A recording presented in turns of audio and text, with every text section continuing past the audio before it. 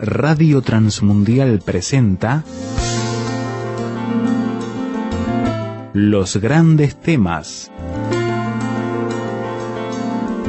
Un tiempo donde el pastor Salvador de Lutri nos lleva a pensar en la problemática más profunda del ser humano. Los grandes temas. Vamos a empezar una reflexión y un estudio sistemático en el capítulo 11 de la Carta a los Hebreos. Capítulo 11, el tema de la fe. Hoy vamos a dar la parte introductoria para que tratemos de entender un poco el contexto de este capítulo de la fe. Siempre se lo trata como algo separado, ¿no es cierto? Pero vamos a tratar de meterlo dentro de toda la carta. Vamos a leer en la Carta a los Hebreos, el capítulo 11, vamos a leer los primeros 3 versículos. Dice así: es pues la fe la certeza de lo que se espera, la convicción de lo que no se ve. Porque por ella alcanzaron buen testimonio los antiguos. Por la fe entendemos haber sido constituido el universo por la palabra de Dios, de modo que lo que se ve fue hecho de lo que no se veía. Vamos a detenernos aquí. Ustedes saben que el hombre ha sido un productor de muchísimas religiones. Más o menos se calculan que hay en este momento vigentes 1.400 religiones aproximadamente. Ahora, esas 1.400 religiones además tienen sus sectas internas, ¿no es cierto?, sus divisiones internas, y muchas de ellas son opuestas y enemigas, herejes, todo un movimiento religioso en el mundo, lo que implica que cuando uno mira a toda la sociedad hay un mercado tremendo de fe, hay mucha gente que cree. Las estadísticas demuestran que en este momento nosotros estamos por encima de un 80 largo por ciento de gente que afirma que tiene algún tipo de fe. Hay un mercado de la fe donde hay sectas heréticas, fetichistas, ocultistas, y todos los que están ahí tienen fe. Uno tiene que preguntarse frente a la palabra de Dios, ¿son todas las fe iguales? ¿Qué caracteriza la fe cristiana como algo diferente? ¿Qué diferencia a la fe cristiana de las demás?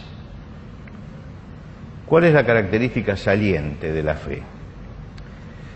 Vamos a usar una frase de un reformador que creo que fue el hombre que es un pensador, un teólogo de la Reforma. Se llamaba Zacarías Ursino y vivió en el siglo XVI, en medio de los reformadores. Casi siempre cuando pensamos en la Reforma pensamos en Lutero, Calvino, pero una cantidad de pensadores y de teólogos muy importante.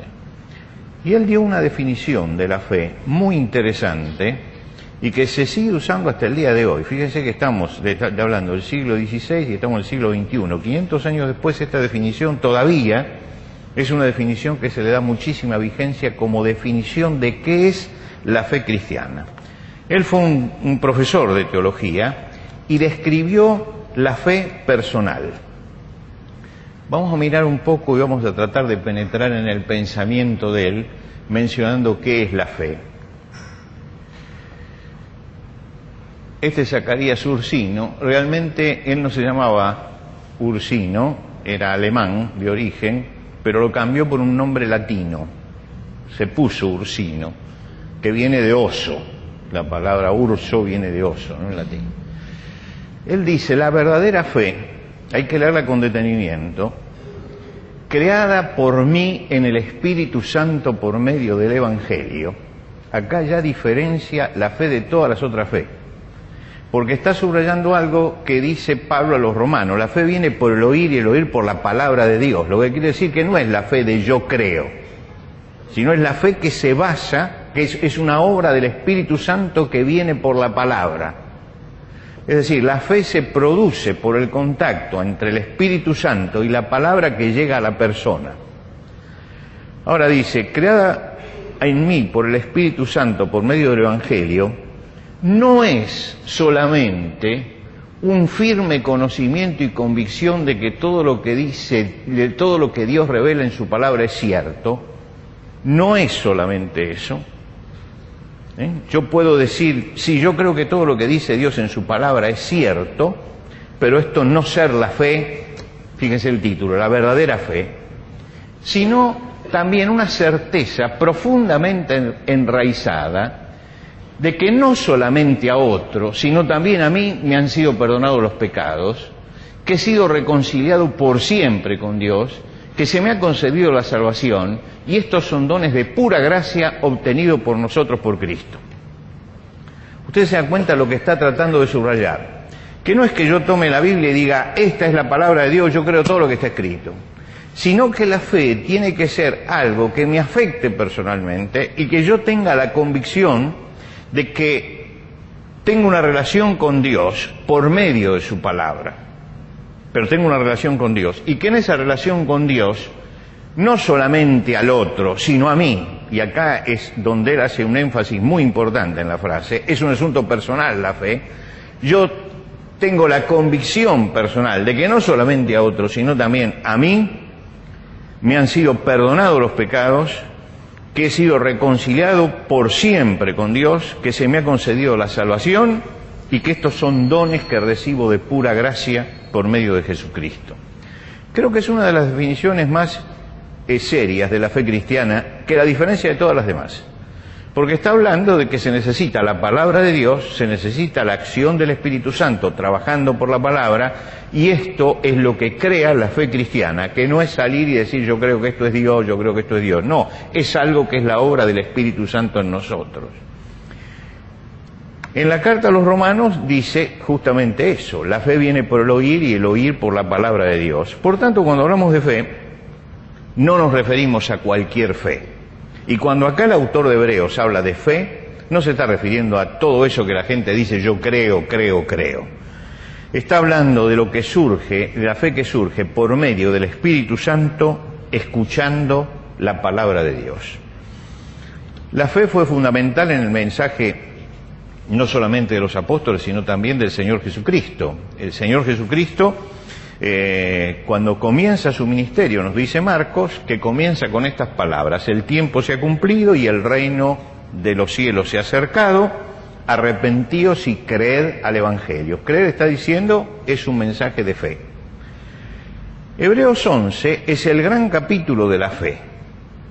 Casi siempre se lo lee de corrido. Yo lo que quisiera en estas noches, me voy a tomar todo el tiempo que sea necesario, es pararme en cada una de las estaciones que tiene este capítulo y detenerme el tiempo que sea necesario para entrar en el sentido que tiene cada uno de los nombres y de las personas que aquí se mencionan y por qué se las menciona. Claro, el capítulo 11, no hace falta ser muy agudo para saber que viene precedido de 10 capítulos. Y si bien puede estudiarse aislado este capítulo, que es lo que nos vamos a hacer, es importante dar un vistazo a toda la carta para saber de qué trata la carta a los hebreos. Para entender la carta a los hebreos se necesita conocer el Antiguo Testamento. Si uno no conoce el Antiguo Testamento se va a perder en la carta a los hebreos, no va a saber de qué estamos hablando. Tiene que conocer también el régimen ceremonial que está descrito en el libro de Levítico, cómo era la ceremonia. Tiene que conocer la historia de Israel. ¿Por qué tiene que conocer todo esto? Porque el autor está escribiéndole a judíos que han sido formados en la sinagoga en todas estas cosas, que conoce todo esto. Y muchos de esos judíos se han acercado al cristianismo. Ahora, los judíos se caracterizaban en tiempo de Jesús y en tiempo de los apóstoles por tener una cantidad de sectas. Entonces muchos se acercaban al cristianismo como si el cristianismo fuera una secta más dentro del judaísmo. Y uno de los problemas más grandes que sufrió la Iglesia en el principio es hacer esa diferenciación. Una cosa es el cristianismo, que se basa en las promesas del Antiguo Testamento, y otra cosa es el judaísmo. Entonces, estos judíos que se acercaban, y ellos decían, aceptamos a Cristo, no como lo decimos nosotros, pero seguían yendo al templo y sacrificando el corderito y usando la intermediación del sacerdote. Hacían algo que se llama sincretismo, cuando se mezclan las cosas, ¿no? Mezclaban una cosa con la otra. Entonces, la carta a los hebreos es una carta que trata de esclarecerles esto. Dicen, mire, tenemos que entender bien qué es el cristianismo, porque un cristiano tiene que entender que el pacto de la ley se acabó cuando está presente Cristo. Entonces, comienza a hablarles de la superioridad de Cristo, la superioridad de la obra de Cristo, la superioridad del sacerdocio de Cristo, la superioridad de la fe en Jesucristo. Es decir, les está mostrando que hay algo que ellos no han entendido, que están mezclando las cosas y que esto va en desmedro de la comprensión cabal de Jesucristo. Vamos a mirar, esto sí lo vamos a ver allí, algunos versículos del capítulo 10, porque el capítulo 10 es un resumen importantísimo donde él hace un recuento de todo lo que dijo en los capítulos anteriores. Entonces vamos a mirarlos acá. El primer versículo es el capítulo 10, versículo 1. Dice, porque la ley, ustedes se acuerdan que Moisés dio la ley, nosotros llamamos la ley a los 5 primeros libros de la Biblia, la Torá, eso ellos lo llamaban la ley. Porque la ley, teniendo la sombra de los bienes venideros, no la imagen misma de las cosas, está diciendo, miren, la ley simboliza algo que va a ser una realidad futura, es la sombra de lo que va a venir, pero no es la sustancia misma de las cosas. Quiere decir que él piensa en Jesucristo como la realización de todas las cosas y que tiene su sombra en el Antiguo Testamento. Es decir, se va viendo la necesidad de Jesucristo en el Antiguo Testamento. Dice, nunca puede por sí mismo, por los mismos sacrificios que se ofrecen continuamente cada año, hacer perfectos a los que se acercan. Está diciendo, cuando ustedes van al templo y ofrecen el cordero, es la sombra de algo, pero no es la realidad. Es la sombra de que el pecado merece la muerte y ustedes ponen un cordero y el cordero muere, pero sería muy primitivo pensar que la muerte de un cordero implica la limpieza del pecado. Dios está queriendo decir algo. Está queriendo decir que el pecado necesita ser castigado con la muerte y hay un sustituto. Y el sustituto para ellos era el cordero. Entonces iban al templo, se ponía el cordero, cuando se hacía la ofrenda por el pecado, la persona ponía las manos arriba para decir, yo tendría que morir, pero va a morir el cordero, y lo mataba. Y él miraba cuando el cordero moría.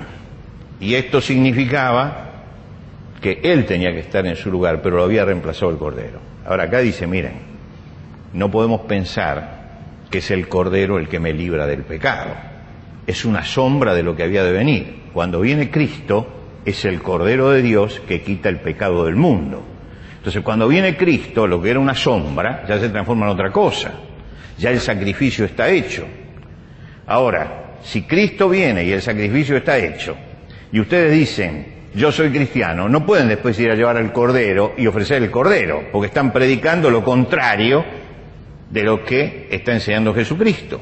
Entonces es muy claro diciendo, porque la ley, teniendo la sombra de los bienes venideros, no la imagen misma de las cosas, nunca puede, por los mismos sacrificios que se ofrecen continuamente cada año, hacer perfectos a los que se acercan. La perfección y la aceptación viene por la fe en Jesucristo. La segunda cosa que dice está en los versículos 3 y 4. Pero en estos sacrificios cada año se hace memoria de los pecados, porque la sangre de los toros y de los machos cabríos no pueden quitar el pecado.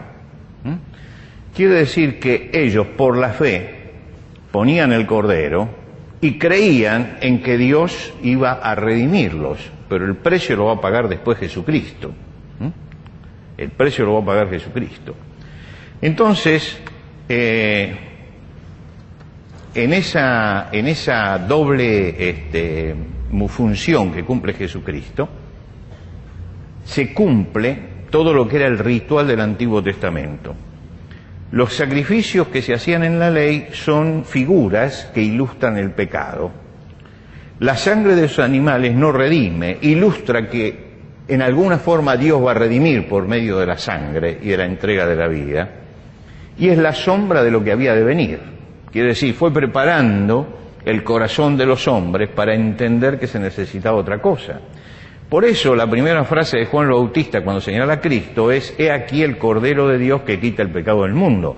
No me lo está diciendo a mí, se lo está diciendo a todos los judíos que iban y sacrificaban el Cordero. Dice, no, ahora viene el Cordero que Dios nos manda, que Él va a pagar por el pecado de todos nosotros. He aquí el Cordero de Dios que quita el pecado del mundo. Ahora, Jesús llega y no lo ofrece nadie, Él mismo se ofrece. Entonces cumple una doble función en ese momento, y eso es lo que explica la carta. Él es a la vez el sacerdote, que es el que pone la ofrenda, y es a la vez el sacrificio, porque se ofrece a sí mismo. Quiere decir que las dos figuras que tenían ellos, el sacerdote y el cordero, se unen en Jesucristo. Y al unirse en Jesucristo tenemos un sumo sacerdote que ya hizo el sacrificio perfecto, que ya lo entregó y que no lo hizo en el templo de Jerusalén, dice, lo hizo en el mismo cielo. No entró en el santuario de abajo, entró en el santuario de arriba. Le está diciendo, tenemos que salir de este régimen de figuras en los que nos hemos manejado para entender que ahora hemos llegado a la realidad, hemos llegado a la madurez, se cumplió el tiempo en que estábamos maduros para entender cómo era esto, y Dios envió al Mesías, y el Mesías se entregó por nosotros. Entonces, ya no podemos llevar ningún cordero, pero tampoco podemos creer en ningún sacerdote que sea intermediario, porque tenemos un sumo sacerdote que es Jesucristo, y tenemos un cordero que es el Cordero de Dios. Y ustedes saben que uno de los problemas que tuvo al principio la fe cristiana fue esa, que era la única fe que surge y que no tenía sacerdotes. No tenía sacerdotes. Eso es increíble. Toda la fe que ustedes ven en el mundo tiene sacerdotes, tiene un intermediario. La fe cristiana no tiene intermediario. ¿Por qué? Porque el intermediario es Jesucristo.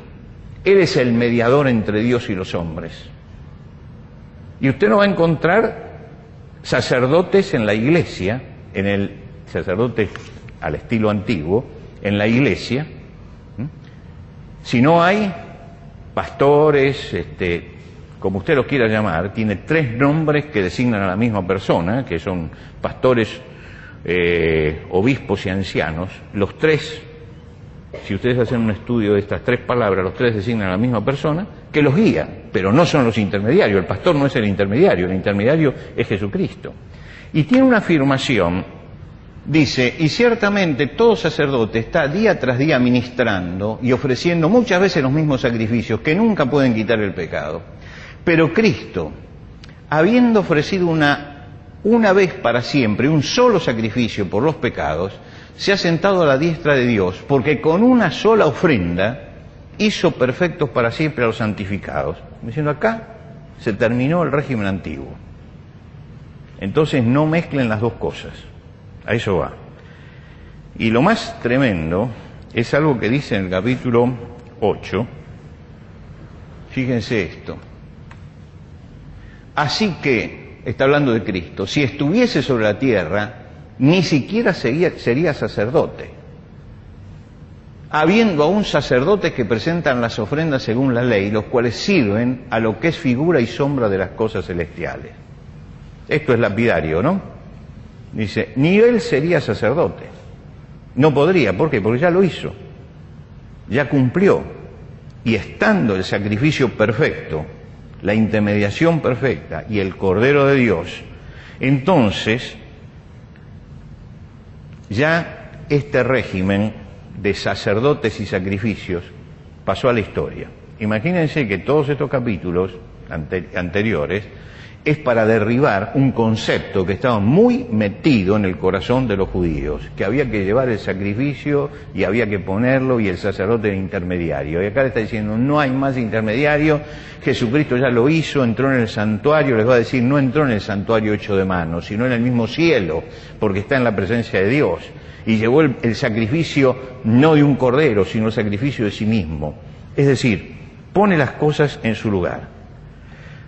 Después de todo esto, el autor de Hebreos termina llamándolos a una fe genuina en Cristo.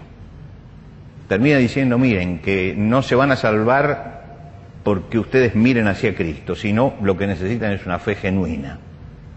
Y entonces, con eso nos introduce el capítulo de la fe que salva. Llegamos después de hacer todo ese camino a decir, señores, hay que empezar a pensar en serio en lo que es la fe, porque la fe es la base de las bases doctrinales del cristianismo. Recuerdan ustedes en Romanos 5, el apóstol Pablo escribe, justificados pues por la fe tenemos paz para con Dios por medio de nuestro Señor Jesucristo, por medio de quien también tenemos entrada por la fe a esta gracia en la cual estamos firmes, es decir, Cristo abrió la puerta para que llegáramos a la gracia. En Efesios dice, porque por gracia sois salvos por medio de la fe. Quiere decir que cuando él se pone acá a hablar de los héroes de la fe, les va a mostrar que aún en la antigüedad, en los que vivían en el antiguo, él habla de los antiguos, ¿no? Esos antiguos no se salvaban porque llevaran un cordero, sino por la fe que tenían en el Dios que había dado el mandamiento y la sombra de lo que iba a venir. ¿Cuál es la conclusión que sacamos de todo esto? En primer lugar, que no somos salvos por las obras que hacemos. No es eso lo que nos salva. Tenemos que hacer buenas obras, pero eso no es el mérito que nos lleva al cielo. Somos salvos por la gracia de Dios y accedemos a la gracia de Dios por medio de la fe.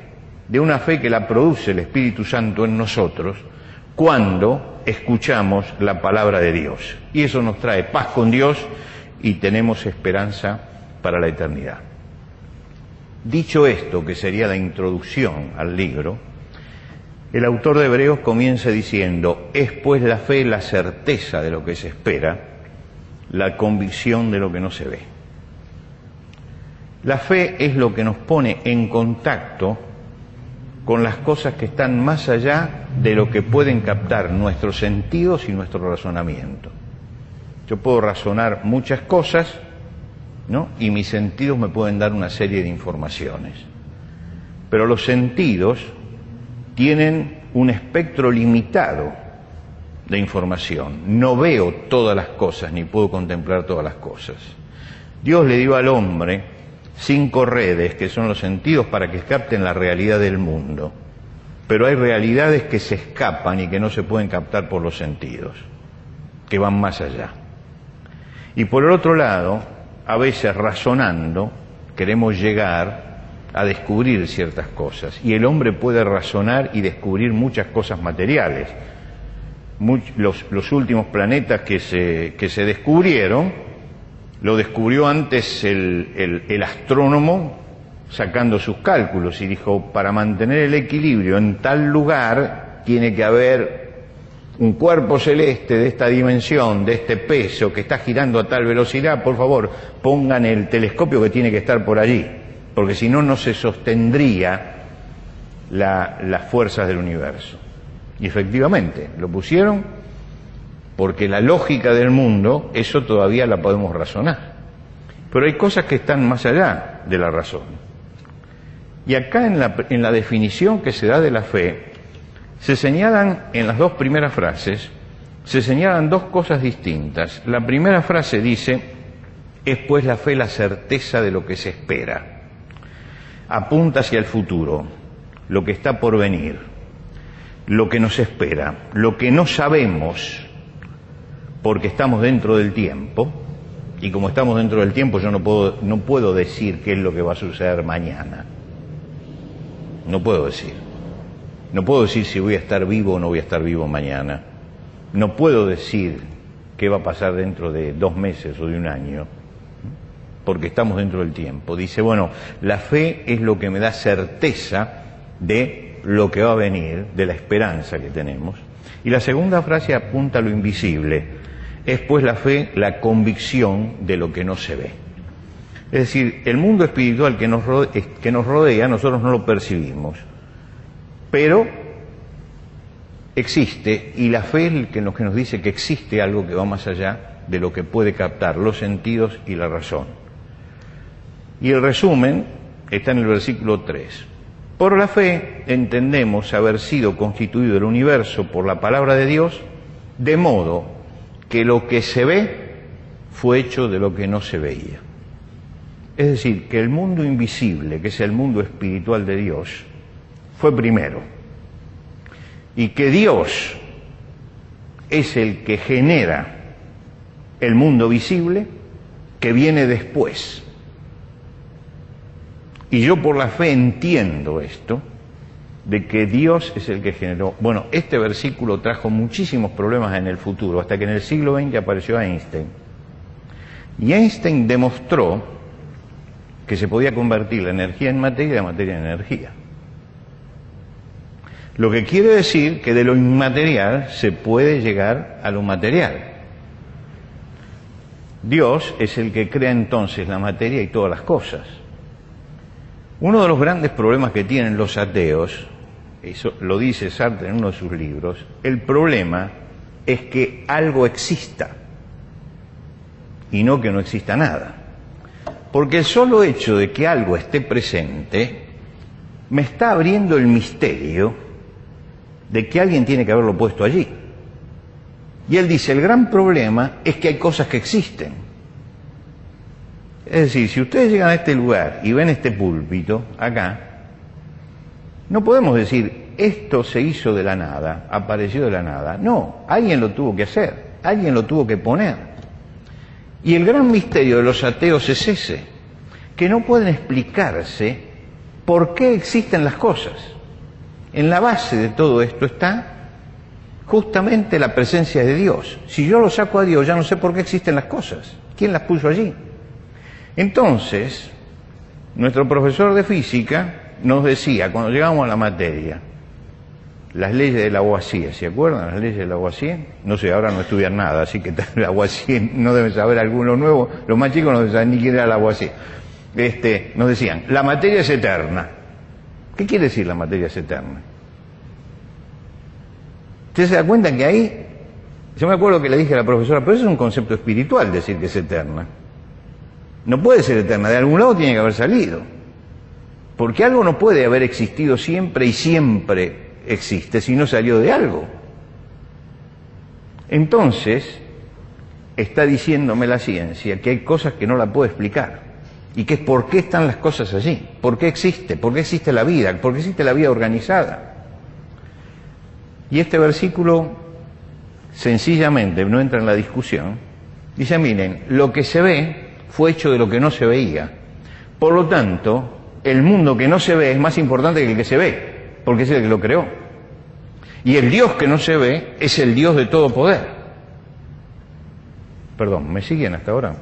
Bueno, a ver si yo estoy tratando de que nadie se pierda en todo esto, ¿no? Nos tenemos que preguntar frente a las cosas, ¿de dónde salieron? ¿Cuál es su origen? Dios está en el origen, por eso la Biblia da por sentado esto. ¿Y cómo empieza la Biblia? En el principio creó Dios los cielos y la tierra. Realmente la traducción de ese versículo en hebreo podría ser, en el principio Dios creó el principio. Es decir, dijo, acá empieza. Y entonces crea los cielos y la tierra. Pero es en ese principio, el punto inicial lo pone Dios, así como en Apocalipsis nos dice que el punto final también lo pone Dios. Dice, lo primero que me da la fe es la certeza de la presencia de ese Dios que está en el principio y que está en el fin de todas las cosas. La naturaleza animada e inanimada, animada, el hombre, los animales, las plantas, inanimada, las montañas, las rocas, los ríos, todo eso sale de lo que Dios creó al principio. Dice, ese es el principio de la fe, que yo crea eso.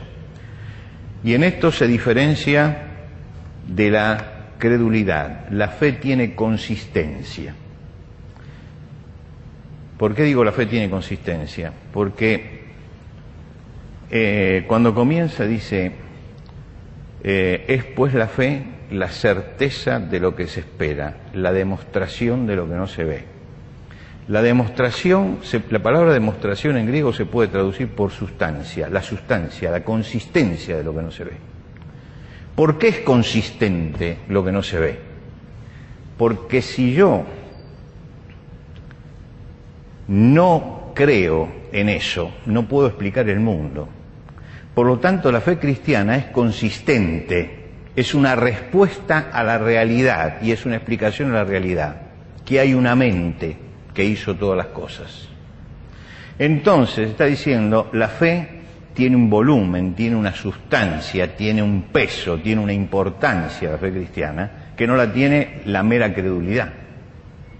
Cuando yo leo toda la Biblia, y yo sé que estoy hablando de los tiempos de Moisés y paso por los profetas, y que todo el Antiguo Testamento se escribió antes de Cristo, y empiezo a estudiar las profecías, me doy cuenta que Dios fue armando un hilo para el que estudia, que cuando yo llego al Nuevo Testamento digo, todo esto que se dijo 700 años, 1000 años, 1500 años antes de Cristo, se está cumpliendo ahora, en Cristo. Y esto hace que la fe sea consistente. Que yo me dé cuenta que la fe es consistente. ¿Por qué? Porque el manuscrito este fue escrito 700 años antes de Cristo, lea Isaías 53, y describe los sufrimientos del Mesías tal cual suceden en el Nuevo Testamento. Y cuando se da la fecha del nacimiento de Cristo, se habla de Belén y se da el cálculo que da justo el tiempo en que Jesucristo vino. Entonces la fe cristiana no es una fe irracional, es una fe que cuando yo me meto dentro de la palabra de Dios y empiezo a analizar la palabra de Dios, me doy cuenta que esa fe tiene consistencia. Que esa fe no es que me levanté hoy y porque tuve un sueño a la noche, entonces creo que pasó esto. No es así. La fe en Jesucristo es una fe tan profunda que tremendos intelectuales de este siglo, Werner von Braun, por ejemplo, ustedes se acuerdan, el padre de la cohetería moderna es Werner von Braun, nacido en Alemania y después de la guerra va a Estados Unidos. Werner von Braun tenía una secretaria que era creyente y el tipo era un tipo muy mal hablado, que decía palabrotas permanentemente. Y entonces la secretaria le dijo, mire, señor, yo no acepto que digan malas palabras delante mío, así que cada vez que usted diga una mala palabra, yo agarro mi cartera y me voy. Dice, porque es una mala educación eso. Bueno, von Braun dijo, ¿y esta qué sé qué, quién es? Pero la primera mala palabra, la secretaria agarraba esto y se iba. Entonces von Braun dijo, sí, ¿y por qué hace usted eso? Porque yo soy cristiana y yo creo en la palabra de Dios. ¿Y usted en qué cree? En la Biblia creo. Von Braun el viernes a la noche agarró una Biblia y se la puso a leer. Dice, el lunes la reviento. Le voy a demostrar que no es... Y se puso a leer, y a leer, y a leer, y el tipo se convirtió a Cristo. Y esto no lo sé por terceras personas. Yo tuve un amigo que se llamaba Ken Opperman, que ya está con el Señor, que von Braun se lo contó a él. Cómo él había llegado a Jesucristo. Dice, yo empecé a leer la Biblia, le decía, diciendo, voy a encontrar todos los mitos y todas las historias negativas y todo lo que... Dice, y cuando empecé a leerla me di cuenta que tenía consistencia. Entonces yo no podía negar que esto fue escrito tantos siglos antes y que se cumplía acá. Y que superaba todo lo que puede ser los cálculos de probabilidades. Otro tanto le pasó a Lewis Wallace, el de Ben-Hur. Ben-Hur lo escribe un hombre que se decidió escribir una novela para atropellar a los cristianos. Pero tenía que fundamentarla y se puso a leer el Evangelio y terminó creyendo. Y escribió Ben-Hur. ¿Esto qué significa? Que la fe es consistente. Nosotros hablamos de Lavoisier, por ejemplo.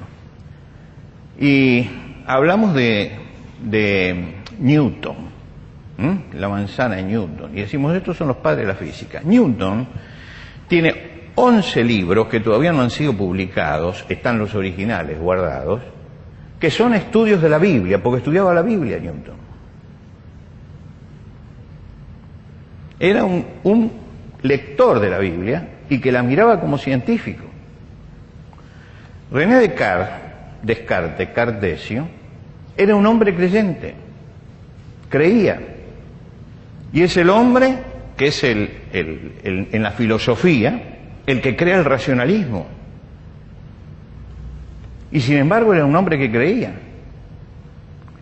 Quiere decir que no estamos frente a una fe inconsistente, estamos frente a una fe consistente. No es una fe para los que no saben, es una fe para que analicen los que saben. Es una fe que tiene sustancia, que tiene peso, que tiene presencia. Y entonces, nosotros andamos por fe, no por vista, dice Pablo a los Corintios. No es lo que vemos, ni siquiera lo que sentimos tampoco, la fe. La fe es algo que está escrito, que está acá. El conocimiento de la Biblia es lo que hace que el cristiano pueda realmente vivir la plenitud de la fe en Cristo y que Dios sea realmente una realidad para el cristiano. Así como para el ateo es incomprensible que alguien crea en Dios, para el creyente es incomprensible que alguien no crea en Dios. ¿Por qué? Y se lo está diciendo un racionalista, ¿eh? No tengo nada de místico. Como racionalista, la Biblia me grita todos los días que Dios está presente. Y en la realidad uno llega a ver esa presencia de Dios. Cuando Lázaro está muerto y se acerca Jesús a la tumba, le dice a la mujer, manda que saquen la piedra, y Marta le dice, la hermana, hace 4 días que está aquí, el cuerpo hiede. ¿Qué es lo que le contesta Jesús? ¿No te he dicho que si crees verás la gloria de Dios? En el principio es la fe, pero después que empezamos a caminar en la fe, empezamos a ver la presencia de Dios. Y Dios se hace una presencia no imprescindible en nuestra vida, y lo vemos, y vemos su acción, y vemos su mano de protección, y vemos los dones que nos da. Es decir, pusimos la fe y empezamos a ver los resultados de la fe. Y por eso, entrando por la puerta de la fe, uno después dice, ¿cómo puede haber un ateo que no crea? Lo que pasa es que hemos entrado por la puerta que debíamos entrar y Dios se ha hecho una presencia tan importante y de tanto peso y de tanta realidad que nosotros estamos en otra dimensión. En otra dimensión. Y esto lo dice el apóstol Pablo cuando dice que el cristiano no es un ser de abajo, es un ser, nuestra ciudadanía está en el cielo. Ya pensamos con la mentalidad celestial, no pensamos con la mentalidad de abajo, sino con la mentalidad de arriba. Por eso, cuando comienza la lista de los héroes de la fe, dice el autor de Hebreos, porque por ella, por la fe, alcanzaron buen testimonio los antiguos. ¿Quiénes son los antiguos? Los hombres del pasado, que tuvieron fe y que confiaron en el Señor. Y porque confiaron en el Señor, tuvieron la evidencia de la presencia de Dios en sus vidas. Esta es la puerta. Ahora empiezan los nombres. Y ahora me lleva a la realidad. Cómo los hombres del pasado, que no tenían la visión nuestra, que ya lo vemos en la perspectiva y ya lo tenemos a Cristo, pero los que vivían antes, en medio de la sombra, cómo con los elementos que tenían, pudieron ellos comprobar la eficacia y la grandeza de la fe en sus vidas. Tuvieron la evidencia de la presencia del Señor en sus vidas. ¿Para qué nos acercamos a este capítulo? Para buscar justamente que nuestra fe se fortalezca en esta comprensión de la grandeza de Dios y que así como se manifestaba en los hombres de la antigüedad, se pueda manifestar también en nuestra vida. Como decíamos el domingo pasado, Dios no es el Dios del pasado y del futuro, es el Dios del presente. Y cuando trae esta lista de los antiguos, ¿no?, que son la fe de estos hombres, la trae para mostrarnos que lo que hizo la fe en Abel, en Moisés y en todos los que menciona, es lo que la fe puede hacer también hoy en nosotros. Y el sentido de acercarnos a este capítulo es entender la grandeza de Cristo y la grandeza de Dios, que dejó una sombra en el pasado para que todos tuvieran la expectativa de que iba a pasar, y se presentó Cristo y cumplió con todo aquello y abrió el camino de la fe para que nosotros podamos creer y podamos tener una relación profunda, íntima, personal con Dios, y para que creyendo pudiéramos ver realmente la gloria de Dios.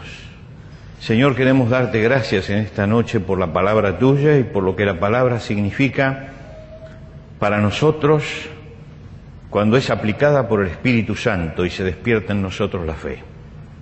Y te damos gracias porque estamos transitando el camino de la fe. Y te rogamos, Señor, que en estas noches que vamos a pasar juntos meditando sobre esto, podamos crecer en la fe, podamos afirmarnos en la fe, podamos experimentar la grandeza de la fe en Jesucristo y el poder de Dios en nuestra vida.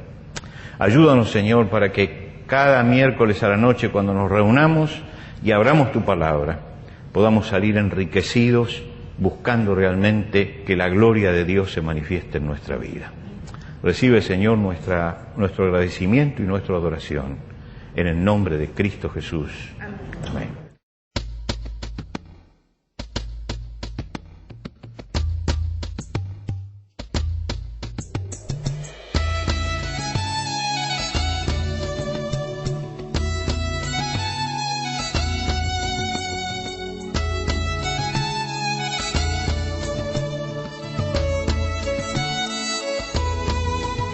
Antes de finalizar los grandes temas del día de hoy, les queremos dar los canales de comunicación donde usted puede entrar en contacto con el pastor Salvador de Lutri. Por carta, hágalo a Los Grandes Temas, casilla de correo 5051, Montevideo, Uruguay. Los Grandes Temas, casilla de correo 5051, Montevideo, Uruguay. Y el correo electrónico losgrandestemas@transmundial.org, losgrandestemas@transmundial.org. Nos encantaría escuchar de usted, saber cuáles son sus comentarios, preguntas, reacciones e inquietudes sobre el tema de hoy. Por ahora nos despedimos hasta otro espacio de Los Grandes Temas, una producción de Radio Transmundial.